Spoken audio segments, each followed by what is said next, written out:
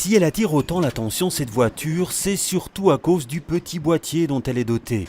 Il enregistre tous les déplacements qu'elle effectue.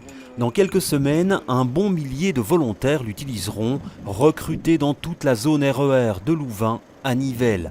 Chaque kilomètre parcouru sera facturé pour tenter de savoir ce qui influence leur comportement.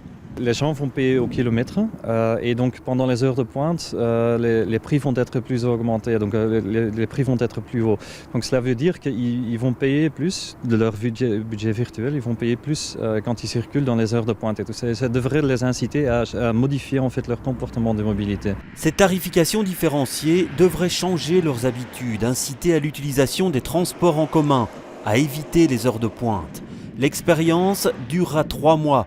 Et ces résultats devraient permettre de poser les balises d'une taxation kilométrique intelligente. C'est une bonne alternative au péage urbain, surtout quand on veut l'introduire avec les 2 autres régions.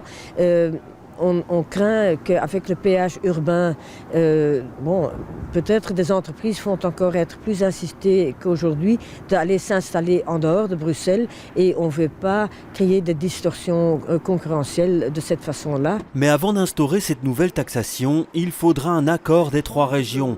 Et à l'heure actuelle, il n'existe encore aucun consensus sur cette question.